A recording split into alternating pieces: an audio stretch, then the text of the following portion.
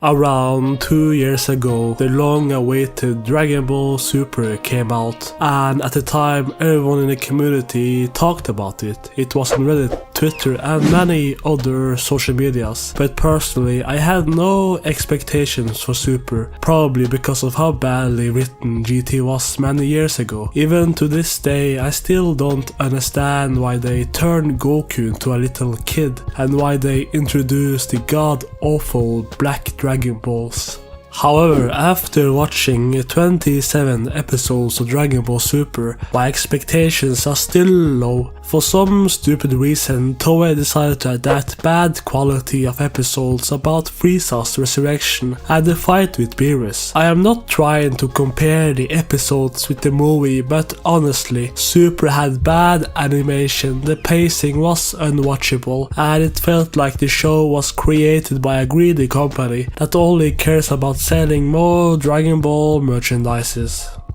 Anyway, in episode 28, Universe 6 was introduced and Dragon Ball Super became much better. It was the first original content in a long time, and it was a tournament arc. Don't get me wrong, I'm a big fan of tournaments, and one of the best moments in Dragon Ball Z came from the Cell game tournament. At the time, Akira Toriyama did a great job of introducing the evil android Cell. The tension was high, and at the same time it was enjoyable to see our heroes fight for the sake of the universe. On the other hand, we have the Universe 6 tournament. The plot revolves around a conflict between Beerus and Champa. We don't know why they hate each other, and Champa reminds me of a fat, annoying Beerus. His character design is terrible, but Toei did a great job of introducing Frost, Kaba and Hit. Some of the fights didn't live up to my expectations, but I enjoyed watching Goku use Kaioken against Hit. But the arc had nothing else to offer, and if you really wanna see a tournament with consequences, Toei did a great job of saving that for later. Anyway, at the end of the tournament, we have a child capable of destroying all of reality in a blink of an eye. His name is Zeno, and I don't know how to feel about his godly powers. But it will be interesting to see what relevance the King of All plays in the story of Dragon Ball Super. Future Trunks came back to Dragon Ball alongside an evil Goku. The announcement made me excited and led to many interesting speculations. For example, what happened to Trunks after the Cell saga, and why was Goku dressed in black wearing a Potara earring? In episode 46, the future is in chaos, everything is dark, and we see Trunks running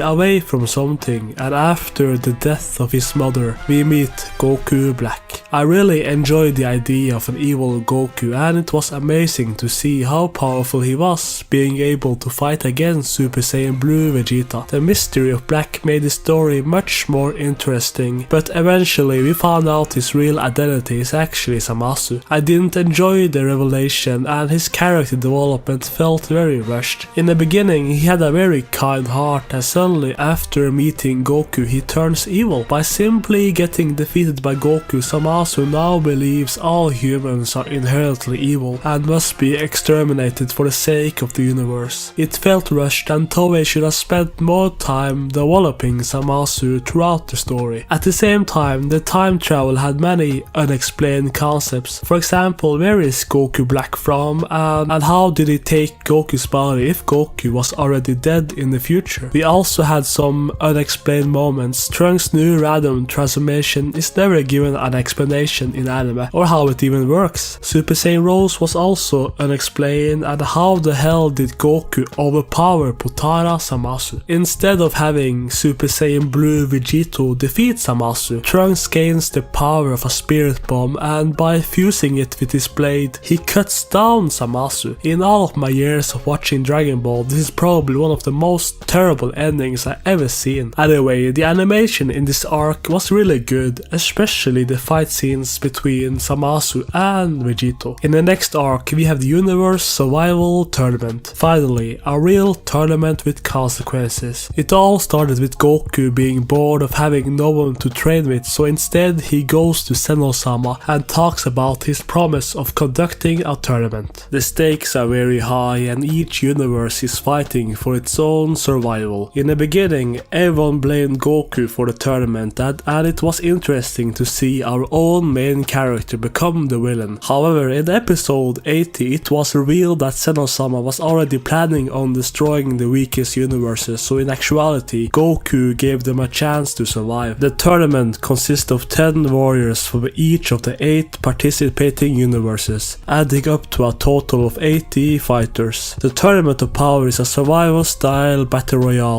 in which all 80 fighters are fighting each other, and in order to win the opponent must be knocked out of the ring. So far into the tournament we have seen a lot of great moments. For example, we have the return of Frieza and Broly, I guess, but especially the conflict between Goku and Jiren. There are a lot of things we don't know about him, but apparently he's the leader of the Pride Troopers and the strongest fighter in Universe 11. But most importantly, he's the only known mortal a god of destruction cannot beat. In the other hand, we have Ultra Instinct. The user can avoid any attack without thinking about it, but Goku has not yet mastered this transformation, and he can only activate it by enduring prolonged stress against a powerful enemy. But personally, I cannot wait to see the final battle between Universe 11 and Universe 7. And like always, thanks for watching, and this is all I had on Dragon Ball Super.